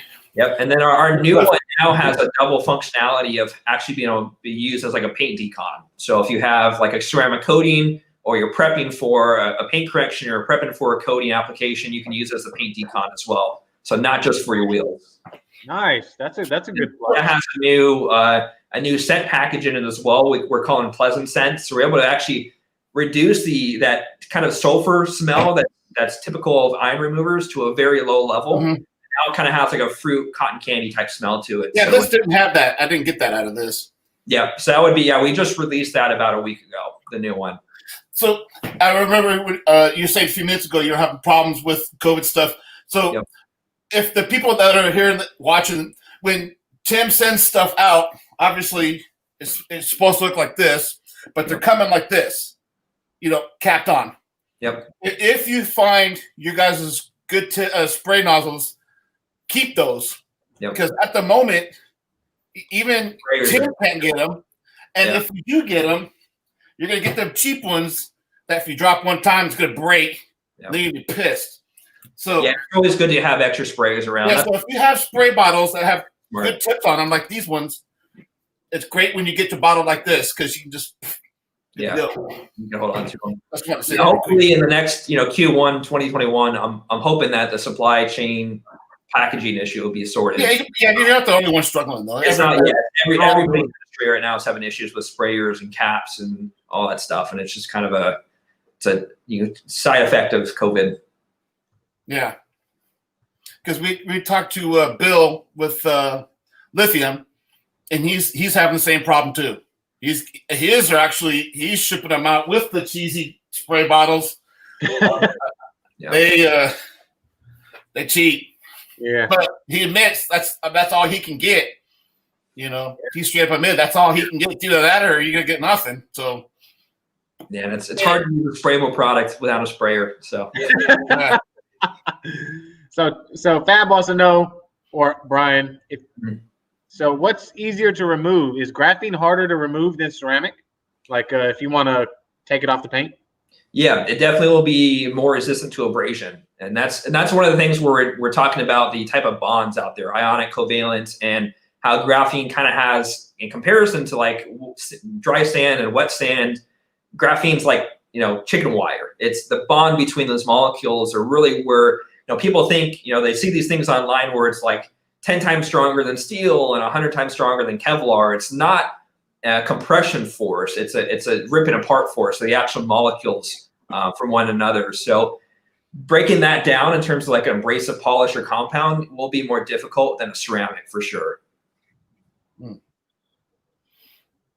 Okay. Neil wants to know, what's your ultimate goal for the Ethos brand? Yeah, it's a good question. To continue making some really awesome products, to find new ways to innovate with new products, and really just make our customers happy. Like I said, that's really the most exciting thing for me is seeing all the reviews come in, seeing you guys' review videos, and seeing the results you're getting.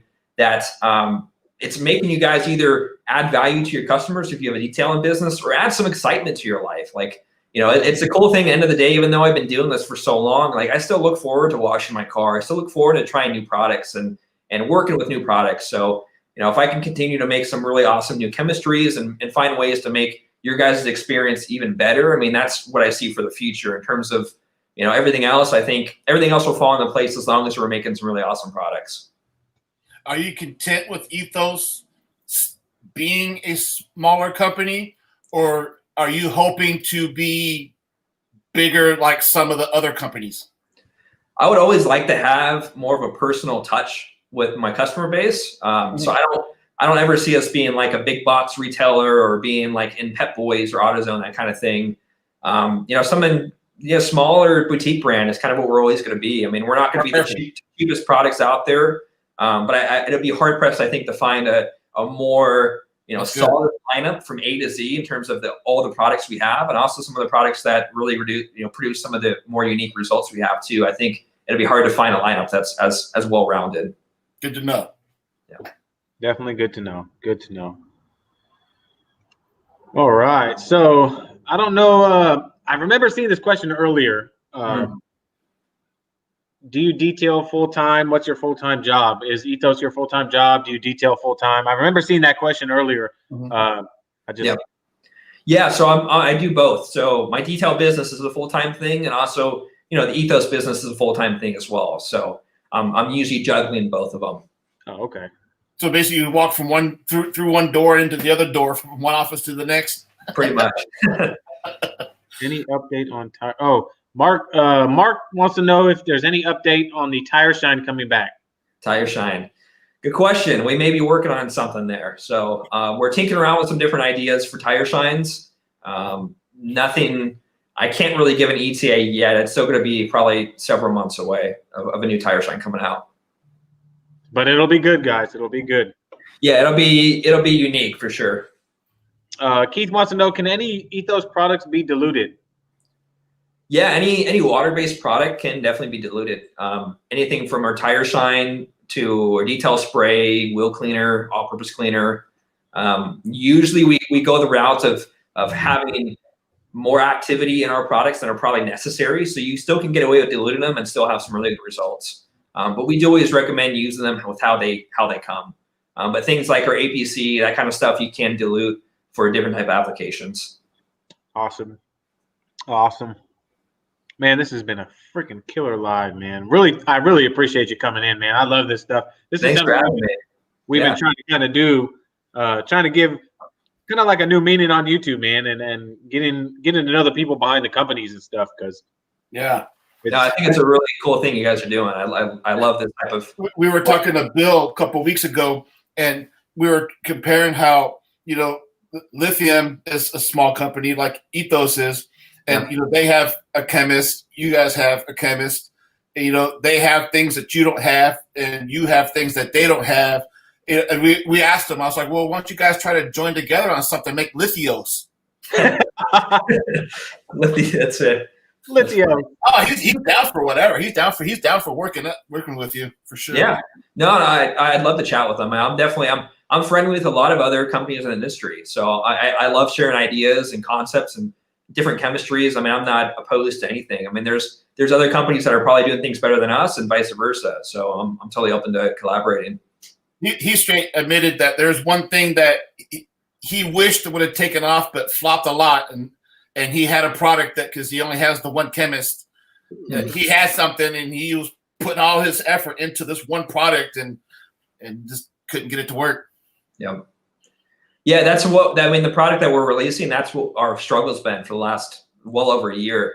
I've sent Eric samples, Brian samples, and different types of evolutions of trying to find, like I said, try to find that balance of application performance and have certain attributes. It's a lot more difficult than people would estimate, especially with certain types of chemistries are hard to formulate with. It's not like, you can't just add ceramic into a water-based spray and have it be super durable and super slip and be really resistant to chemicals and be really easy to use. Like, there's a lot of tweaking that goes on behind the scenes to make things really work at that level.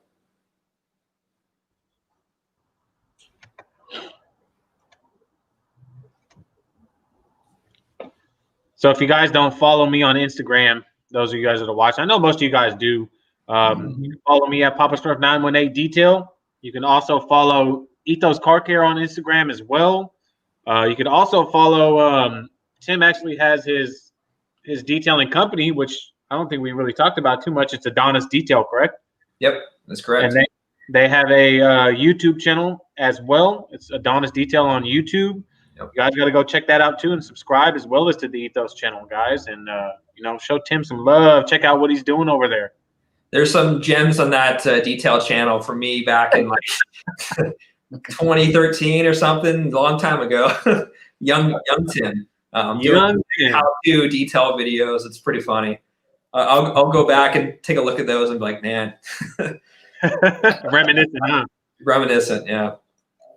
So, I mean, it's kind of how it's kind of that way with the detail industry in general. I mean, it's crazy to think back, not long ago, people were, doing 4-step corrections with rotary polishers, and the technology has come so far that, a lot of people now can pick up a DA polisher and 1 or 2 compounds or polishes and get, really kind of the same level of results that took only professionals, 5, 6, 7 years ago. And same with the coating side, that now you can buy an over-the-counter, coating for $100 that gets 5 years of durability. That's so easy to apply. Anyone can do it. It's kind of crazy to think about. Some of the first ceramic coatings I was using back in 2010, 11, 12. I mean, you'd apply them wet and wipe them off with a polisher and use infrared cure lamps on them. You know, they would only last like a year. They'd water spot. They'd have all these issues with them. And now it's like 5 years later, you have these really awesome technologies that are available over the counter essentially to anyone. It's really a cool thing to see that much innovation happening. It's definitely crazy. Sorry, I was replying to a comment. I've noticed a couple of the same comments come through. Who operates your customer service department? That would be, I have, so there's a couple of us at Ethos. There's 6 people total that work with Ethos. I do a lot of customer service myself when I have time. Jason, and then we have another customer service representative too. But usually I try to get in there and talk to customer services or talk to people. Everyone always has been stating through the comments how great your customer service at Ethos has been with their great experience. I've noticed at least 5 or 6 different people in the comments have stated the customer service at Ethos has been great. They had a great experience when they called in and asked questions about stuff. Yeah, that's awesome to hear. I mean, because we are a small company, you know, we haven't been doing this for decades. We're learning as we go. So we do make mistakes, and it's awesome to hear that we can fix those mistakes as quick as possible and make people happy if they do have any problems. Definitely. Innovate Texas wants to know, what's the experience with Graphene Matrix on the glass? Great experience in terms of application, usability, and like performance of it. And that was kind of one of the big breakthroughs with the graphene technology, is that we were able to really find that it worked on so many different substrates. So no longer did you need like a wheel caliper coating, a vinyl plastic coating, a glass coating. You should expect about the same durability on glass as you would on the paint. So applications that could be the same, prep is going to be the same, you know, so you're going to be able to use that coating on your entire vehicle essentially without having to buy like a specific wheel and caliper and different types of unique boutique coatings. So on your windshield, you will notice less durability if you're using windshield wipers more often. But aside from that, side windows, top windows, back windows, those kind of things, your performance is going to be really, really awesome. I could laugh. I'm not looking at you, Tim. I'm off to the side of my other monitor. I'm reading the comments, and Brian made a comment. I just couldn't stop laughing. That's what I'm laughing at, man. Oh, the Malco Iron Blaster. Yeah. Eric, there's some stinky iron remover products out there. That's for sure. I mean, that's really what, I mean, we've been working on this scent package for a long time, trying to get it to work without breaking apart formulas. Like, I don't know if you guys realize when you're making chemistries, like we can make a perfect product chemically and want to like add a color, add a scent, and then it does this. Like here's ceramic wax with the scent. It's supposed to be gray. Like this happens when you add a certain scent or add a certain color to it that doesn't work with the chemistry. So like the wheel cleaner is hard when you have a really high load level of the active ingredients that make the iron remover do its thing. If you try to add certain scents to it, it like breaks the chemistry apart to where it makes it not effective. So like I've been wanting personally a wheel cleaner or iron remover that doesn't stink for a long time. And like it took a long time to make that possible. So it's one of those things where it's like I hate doing a detail and doing wheels and like doing an iron decon and then like smelling it at my skin for the next 3 hours. Like it just this one doesn't smell that pain in the butt. So yeah, it's not bad. It's not bad. Not bad. So our new one, I mean, when you open it, at least I can breathe. You can breathe it, yeah. I have Eric likes. You open that one up. I heard it's bad. The houses in the neighborhood are all leaving. Yeah. Dude, I'm telling you, I smelled my garage. You still can smell it. Yeah, funny story. So Brian, I got mine for Brian. I bought mine for Brian. He said, whatever you do not open it inside. I said, okay, I'll take your word for it. And I thought my Geon iron smelled. And at this point in time, I haven't used it yet. But next door to me at my shop is a body shop. And I'm really close with the guys. And he said, hey, man, take a look at my paint. Like, I got this crap all over my paint. He goes, I tried wet sanding it and do all that, but he's like, it's not working. And it was just orange specks. I mean, it felt like you were feeling Braille. I was like, dude, that is a lot of iron. I said, you're going to need probably 10 rounds of an iron remover before you can even get in and clay this thing. He goes, well, what's the best? I said, from what I've heard and the strongest, Malco Iron Blaster. I said, but do not open it in the shop. And he goes, well, I said, I haven't smelt it, like, personally. I haven't used it. But I said, do not open it in the shop. And he said, all right. He went on Amazon. He orders it. You know, a couple days go by. He goes, hey, that stuff's coming in this afternoon. I'm going to use it on the truck. I said, come grab me. You know, I want to see that, you know. And he comes to grab me, and he goes, dude, he goes, the whole shop stinks. I was like, I told you not to open it in the shop. Yeah, it'll like seep into the floor and stay there. It's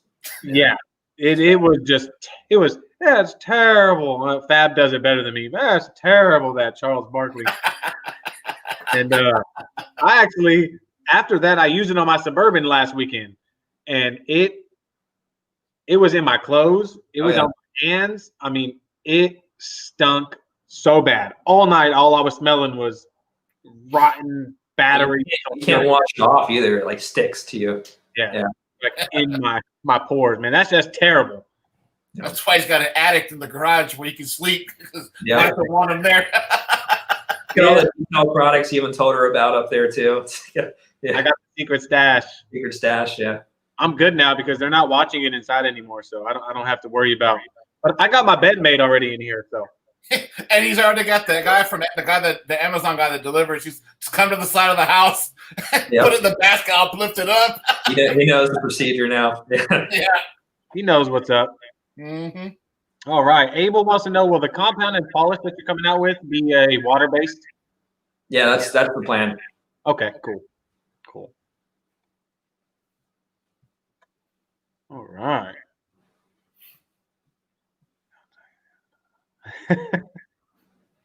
So on your next product that you're releasing, have you started making your next video for it already? Yeah, so we're pretty far along the release phase of that. So we have videos, graphics, things coming out very near future for that. Sweet. Neil Walker, regarding your question about the product like 303 or Turtle Wax cure time, does Ethos have a product like 303 or the new Turtle Wax where the cure time is 24 hours, but sitting outside overnight will not hurt the product? Yeah, I mean, most of the products, it depends on the chemistry. So water-based products, I think have a misconception water-based products harden or actually cure over time.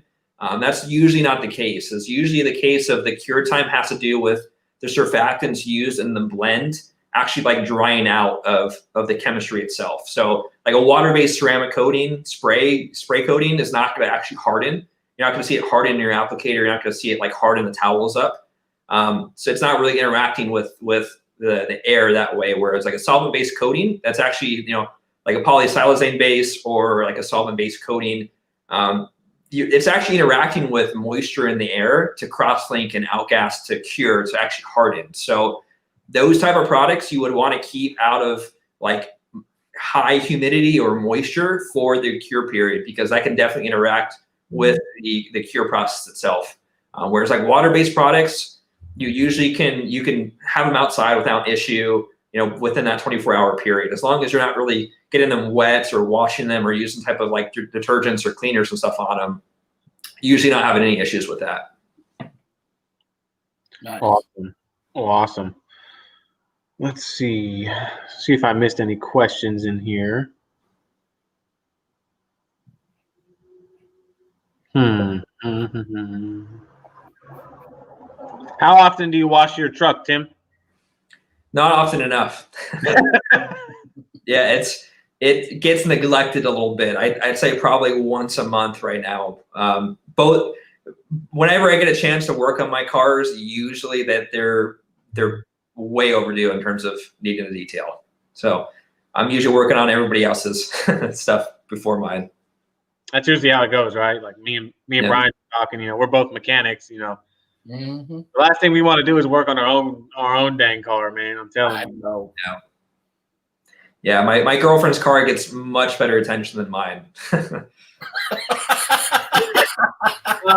Hey, Fab, come on now, man. Yeah, we're working on a graphene Rogaine grower. It's graphene infused. So the hair will be resistant to water spots, right? Too young. You don't have to worry about that yet. That's messed up, Fab. It is messed up. You're just mad because you can't get a 97 on the gloss scale like me.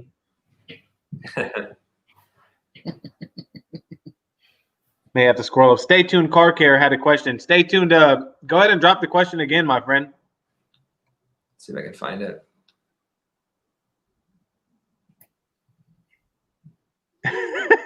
Oh, he's ripping on me good, Abel. I recently saw where coatings were applied with an airbrush. Has Ethos tested and used this? You can use our coatings in airbrush. It's more the dispersion itself. So you can use most coatings in airbrush without issue. Like if you have a grill or you have like intricate areas you want to coat, it'll just vary depending on, temperature, humidity, if you have to like wipe off or level a coating as much as you're like hand applying, but they can definitely be used in an airbrush. Nice. PNG, I believe he answered this earlier, and the main thing is more active ingredients, I believe. Yeah, so we added a dual functionality of being able to be used on like paint and glass as like an iron decon if you're doing a ceramic coating maintenance detail or if you're doing like a prep for paint correction or a coating. And also added a new scent package in there to really help diminish that really nasty iron remover smell that the guys were talking about. When you first started Ethos, was Ethos the start out still sitting next to your detail garage? Oh, yeah. So how much of the garage had to help support Ethos to start up where you're at now? Yeah, so that's a good question. My detail business was basically the lifeline of Ethos for the first 3 years almost. I mean, this is a tough industry. It's a tough industry to grow a business in. It's a tough industry to be profitable in when you have so much competition going on and so many of the big dogs that can kind of throw their weight around without really sweating it. A lot of these big companies can do, they can spend more on one ad than we could spend on a whole year of advertising. So it's tough. I mean, I wouldn't be here if it wasn't for my detail business being able to help grow and help fund all the detail product stuff. And that comes into, we have, why our car care line is kind of full spectrum. We have really attractive packaging. We have really good customer support and really good products because we kind of had to in order to stay alive. There's not much room now for, car care lines that are only good at one thing or really don't have the full package. Very nice. So before there was Ethos and you were using your products to detail, what was your product of choice to use to detail? I used a lot of stuff. HD, 3D polishes, Sonax, Scholl's Concepts was kind of our big polishing compound line we used. Pretty much McGuire's, we use a lot of McGuire's professional products for clay lube, that kind of stuff, Optimum, a little bit of everything. That's cool. So it's not like he was not using other products, you know what I mean? He's used a lot of other different products, and that I think that's why I use a lot of different products too. They go all over the freaking place. I go all over everywhere. I still to this day, like our compounds and polishes, we're testing stuff that we've been developing in the lab, but there's still stuff that we use that other brands make in the shop because we don't have a solid compound or polish yet. Like we're still working on tweaking it, but so there's still products that we use from other companies to this day in the detail shop, and that kind of goes to my philosophy is like I don't really ever want to rush a product to market that isn't 110% right, that isn't perfectly thought through and developed and tested and tried and true. Otherwise, like I said, you can just go buy another product from someone else. There's not much point having it out there. Nice. What's your polisher of choice right now? What's that? What's your polisher of choice at the moment? I use the Rupus 21, so the 15 millimeter backing plate on it. That's kind of been the go-to. I haven't honestly tried many of the new like Max Shine or Griot's or anything of those polishes. I've since the Rupus came out, I was using the Griot's dual action before that, then the Porta Cable 7424, and then rotary. Like that's kind of been my evolution of polisher. Nice. So I've kind of just got the Rupus Mark II and stuck with it. I haven't really tried too much else after that. I have a Festool rotary that I pull out every once in a while, but most of the time it's the Rupus. Nice. Nice. You're gonna have the ceramic shampoo in a gallon size? Yeah, that'll be coming out in gallon in the near future as well. Yeah. Okay, sweet. Fab wants to know what happens if a coating cures on your skin. Yeah, I mean, you definitely want to wear gloves. If it gets on your skin, if possible, definitely wash off before it cures. Worst case, you would definitely want to get it removed with like a hand soap or cleaner. It's not going to be the end of the world. Usually the products, like our solvent-based coatings are probably going to be the more dangerous in terms of like flammability and skin irritation, but they're not going to be like deadly or cause really any major issues. Just don't consume them. Don't do anything crazy with them. Don't take shots of them, that's for sure. Yeah. Like Defy, if you drank some Defy, you probably wouldn't die, but I wouldn't recommend it. I know it's but You'd be super slick inside, though. it'd be super, there you go. Yeah, you can be clean. Disclaimer, do not drink Defy. Don't drink any of the products. Do Yeah. not. No. If you have any extra fire, send it to Eric. Yes, please. So Corey wants to know, has Ethos ever had product flop horribly where you didn't move forward, and what's the backstory of it?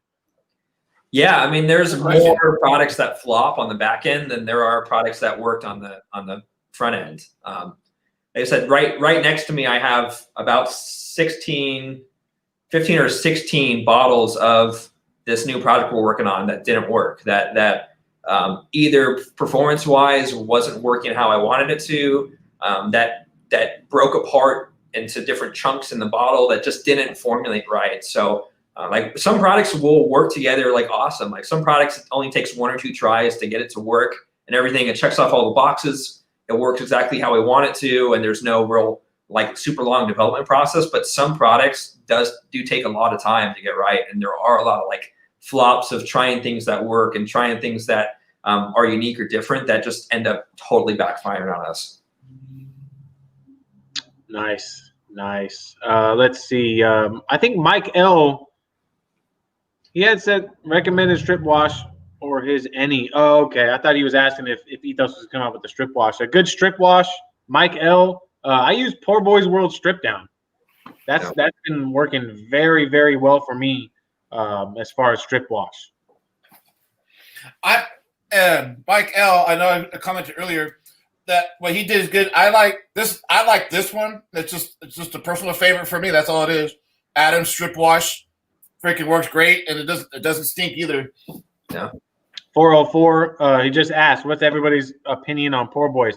It's by far the best one I've used so far, man. Mm-hmm. Robert Knapp wants to know if you'll make a chrome polish, Tim. A chrome specific polish, possibly. Most likely not. Probably going to be sticking with like paint specific polishes. It seems like a lot of new cars are kind of moving away with chrome, so there's not a lot of opportunity for that.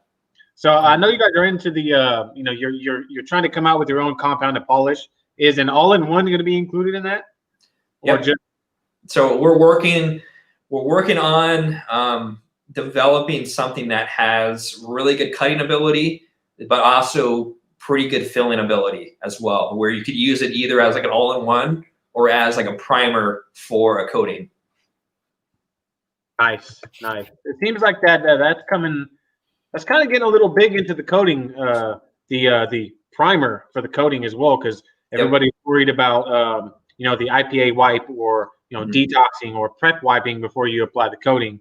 So these primers, do you foresee that really in how can I say it, elongating the durability of a coating using a primer versus not?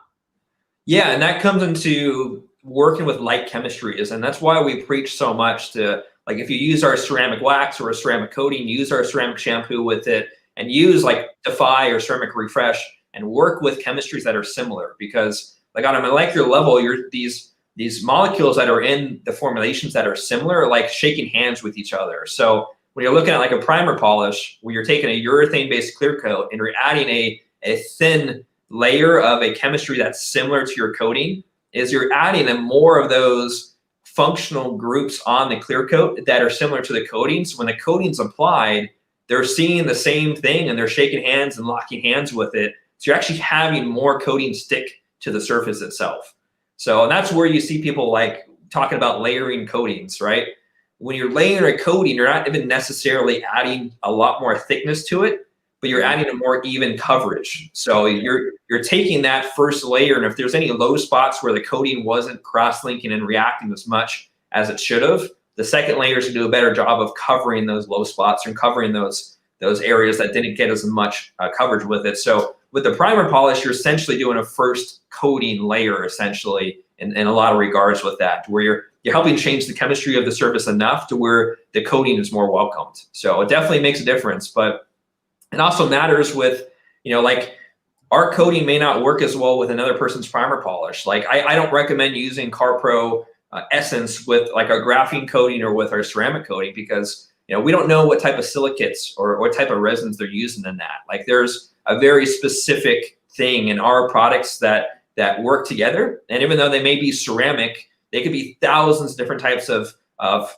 functional groups or different types of silanes or siloxanes and stuff in there that is different than what's in another product. So just because you see ceramic, don't assume that it's like the same type of ceramic.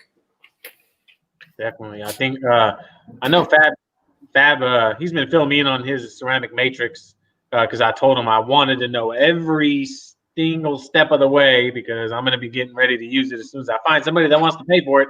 Yeah. He did use a primer under his matrix. Mm-hmm. He let it cure for 24 hours before applying the coating. He said he likes it, and I'm telling you guys got. I can't wait for you guys to see that video. I think he's making a video. You're making a video on it, right, Fab? Because man, his truck looks absolutely out of this world, right. Especially for silver. Yeah, I mean, it looks great. It's hard to make. Plastics as well. And that kind of situation, like it should work without issue. It's just we recommend obviously staying in our ecosystem because we know exactly like what is in each product, and we design them specifically that way. Like we design Pi to work with both the ceramic coating as well as the graphene coating. We work ceramic refresh to work specifically with our ceramic products. Like we design that chemistry intentionally in order to have the ability for us to maintain and cross-link and bond with everything else. Definitely. Everything will probably work very well together. As far as you know what, I just had a quick question. We were talking about decontaminating with the wheel cleaner earlier, and it popped in my head, and it just popped in my head. So hypothetically speaking, if I get any contamination in the Corolla, I have the graphene matrix on. What's the best way? Like, do I just clay it? Do I just use a strict like an iron remover, or will claying it kind of compromise the graphene coating that's on it, or? Yeah, it's a good question. The first step would be doing an iron remover. So you'd want to go after a chemical remove, like chemical exfoliation process versus abrasive first. If that isn't quite aggressive enough for you, you can do a very light clay with it and then do a topper on after the clay. The clay shouldn't remove any of the coating substantially, as long as you're doing like a very light, mild clay bar to it. Okay. What about like a clay towel? I have like a clay towel. Yeah, that should be fine. Okay, cool. Yeah, as long as it's not like an aggressive clay towel. Like I think they have mild and medium, and if there's like a mild or medium clay towel, it should be fine. Okay, cool, awesome. Oh, Fab, don't clay. You always use an iron remover. Well, I know I got one that stinks. Umberto wants to know, will you do an interior disinfectant? Interior disinfectant, possibly. So we're throwing on the idea of doing an interior like protectant disinfectant that actually will leave behind some protection, as well as help keep the surface disinfected for a while after you use it. It's just with any disinfectant claims, you have an FDA or EPA approval process you have to go through in order to actually say that it's a disinfectant or it's microbial. Those type of claims have a lot of restrictions around them. Yeah, Bill talked about that too, and when we had him on the show. Yep. Same thing. Neil said Defy and ceramic shampoo have added more glass-like depth and gloss.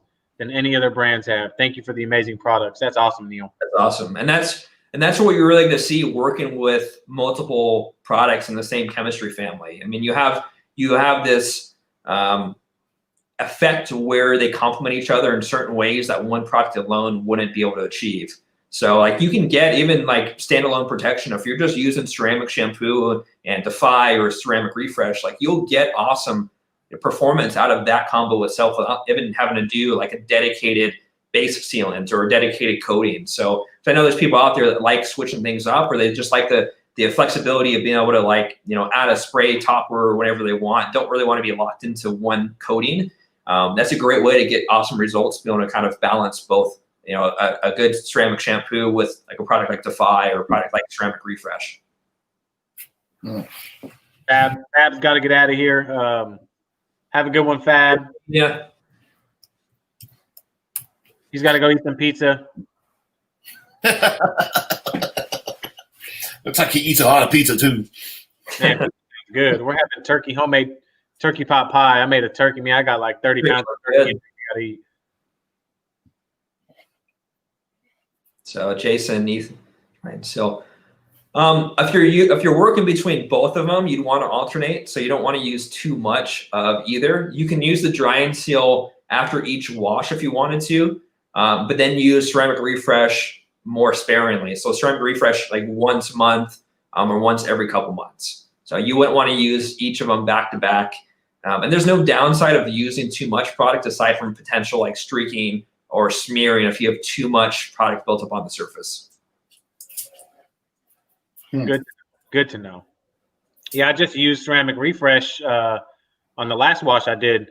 Man, that stuff is awesome. It was my first time ever using it. And, Yeah, really good usability with it. It's probably one of our more underrated products in terms of the application of it and the results too.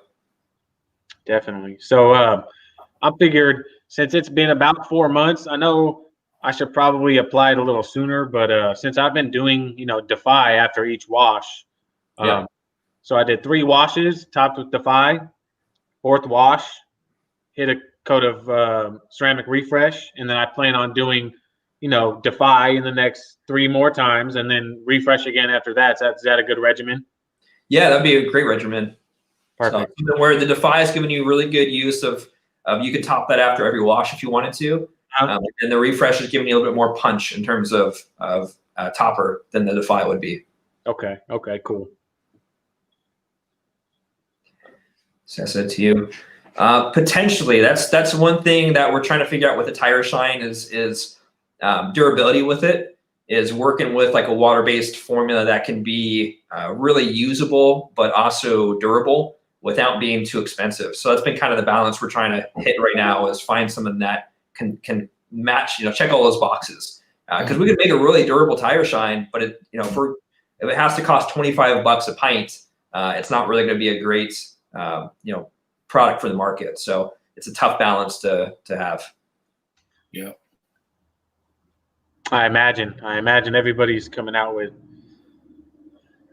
I saw this question earlier. It's like, what's after graphene? You know what I'm saying? What is there? So it's something. There'll be something after graphene. I would speculate graphene's probably going to be a pretty quick hype with it. I think. Look how quickly big companies have jumped on it so far. I think everyone's going to kind of rush to market with their stuff. They're not going to really put the time and effort behind it that they probably should have, because they're trying to keep up with the market buzz, and people will get the products, and I'm sure there'll be great products, but maybe not see much benefit in the cost difference between that and a regular ceramic. And they'll probably, there'll be the next buzz thing probably in the next, in the future. So we'll see what happens. Yeah, so, I imagine so. I'm always playing with different types of chemistries, and if it wasn't graphene and it was silica carbide, or if it was whatever else versus our graphene coating, it would have been that. It just happened to be that the graphene resins we were playing around with for a while were really kind of the next evolutionary step in the process. Definitely. So if you guys don't mind, we're at 1:54. I'm thinking of cutting it at about 2 hours if you guys are okay with that. I got to get back to this detail. Really? Even though I feel like we can go for 3 hours easily. Probably could easily. Oh, yeah. And if you guys in the chats, don't forget to check out Ethos's YouTube channel, Ethos Car Care. Check out Adonis Detail on YouTube. You know, if you're interested in any Ethos products, you can use my discount code Papasmurf. Will get you 10%. Yep. You know, you guys got to head over there and check it out and support it. He's got his YouTube channel has a lot of good information about a lot of his products, guys. That A lot of good information. A lot of people oversee and overlook. You know, it's like, you know, not a lot of people, you know, with companies do that. So yeah, we have a lot of good videos on how to use the products. A lot of good videos on graphene. I mean, I spent a lot of time putting together some really long educational videos about graphene as well. So a lot of questions can be answered that way.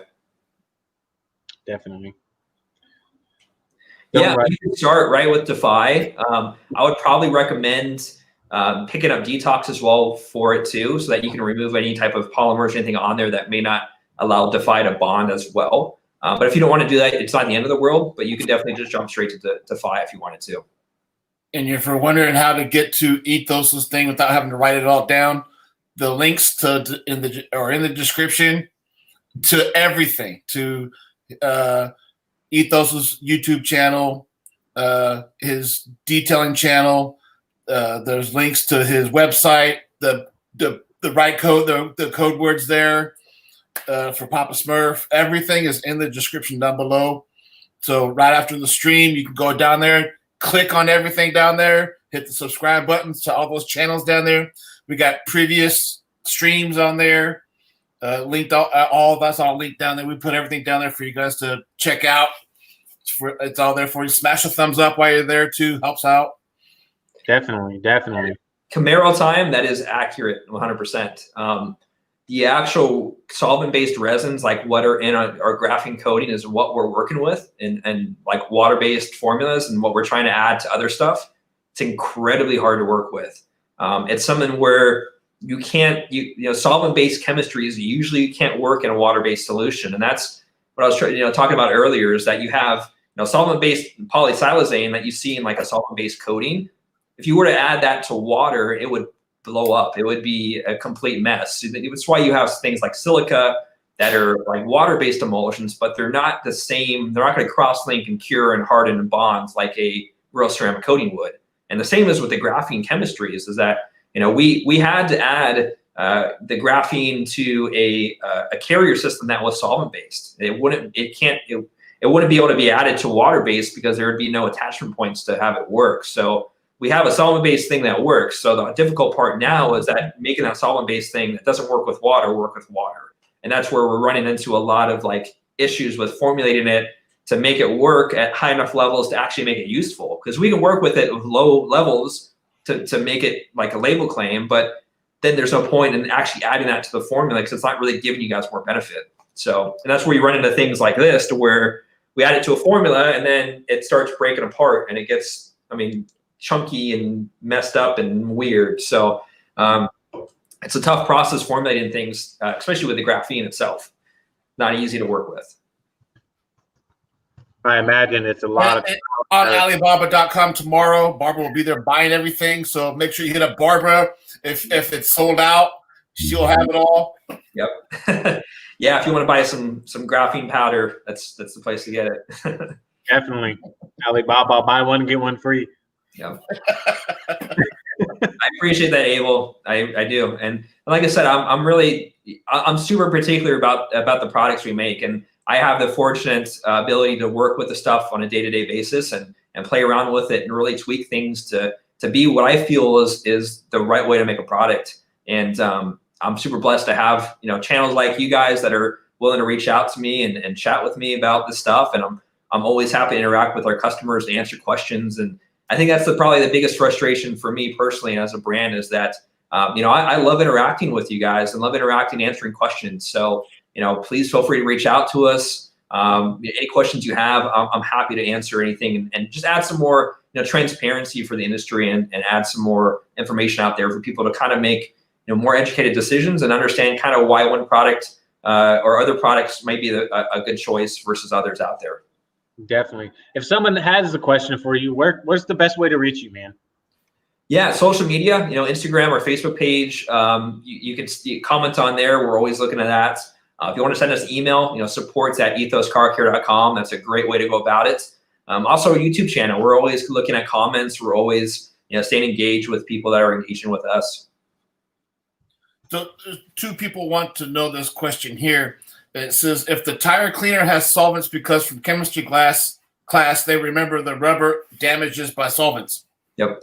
Depends on what kind of solvent. Water is a solvent. So it's really, solvent classification is super broad. It really depends on kind of what type of solvent exactly we're talking about. And it's mostly due to pH. Like if you're looking at a solvent that's acidic, yeah, it could definitely have an effect on tire and rubber over time by drying things out. So it's kind of one of those terms, like solvent is as broad as ceramic. Like silicon could be ceramic, but also silicone can be ceramic. So like it's as broad like as you would imagine. So whereas like the actual definition of ceramic is a lot more narrow, but things kind of get more diluted down. Nice. Awesome. So I see some people are commenting, reach out to other people for live streams. Eric and I work in almost every single night after work, contacting other people for additional live streams. We do have a lot of them coming. We have reached out to a lot of people. We've gotten confirmations on some. It's just working out on times to confirm that this is set in place. I know like we have set in place some certain people that I know for a fact that will be here. It's just getting the time set. So we have reached out a lot. Thankfully, we have Tim this week. We could probably have to have Tim next week too. So I'm hoping we can have Tim back when he does another release on a product where it'll release on your YouTube video. Everyone's going to know about it.